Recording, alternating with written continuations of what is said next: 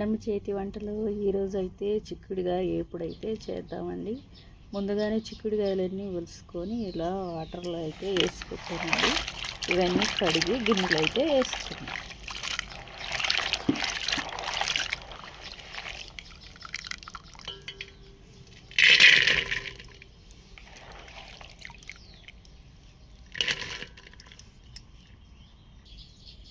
గిన్నెలో అయితే వేసానండి. ఇప్పుడు వాటర్ పోద్దాం, తగినంత వాటర్ అయితే పోద్దాం.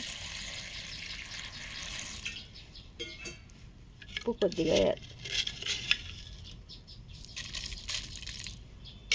మూత పెట్టేసుకో.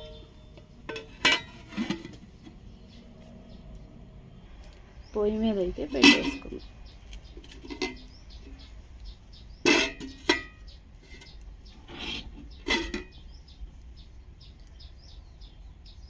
వేపుడులోకి కారం అయితే రెడీ చేద్దాం.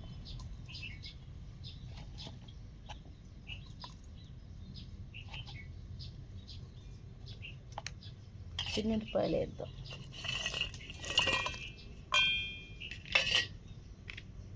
జీలకర్ర కూడా వేద్దాం.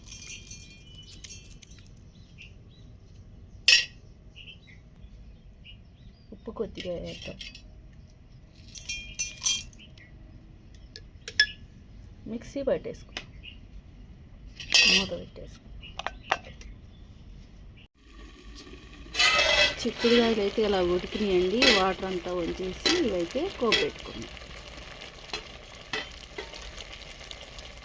అలా అయితే పెట్టేశారండి. ఆయిల్ అయితే పోసేద్దాం.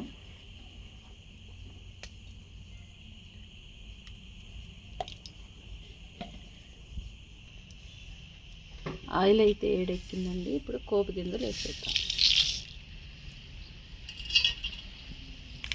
కోపు అయితే వేగిందండి. ఇప్పుడు పచ్చిమిరపకాయలు, ఉల్లిపాయలు వేస్తాం.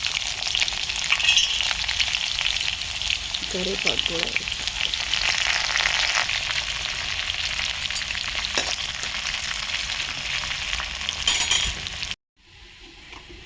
కోపు అయితే వేగిందండి. చిక్కుడుకాయ ముక్కలు ఇందులో వేసేద్దాం.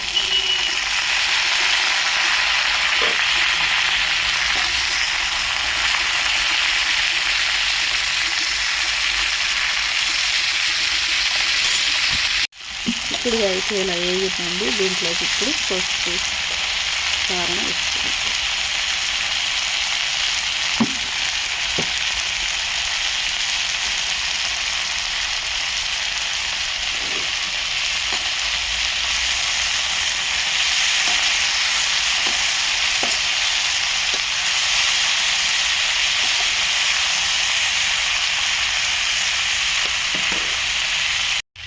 పసుపు కూడా వేగిందండి. ముందుగా వేసి పెట్టుకుని చిన్నపాయ కారం కూడా ఇందులో వేద్దాం.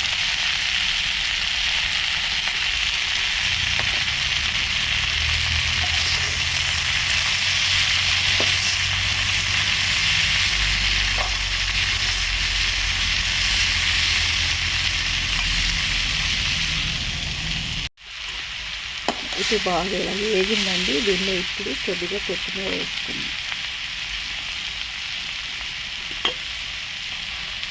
కొత్తిమీర అయితే వేసుకున్నామండి. ఇంతేనండి, చిన్నపాయ కారంతో చిక్కుడుకాయ ఎప్పుడైతే అలా రెడీ అయిపోయింది. ఇవైతే చారులోకి, రసంలోకి నచ్చుకుంటానికి చాలా బాగుంటుందండి. ఈ వీడియో కానీ నచ్చినట్లయితే లైక్ చేయండి.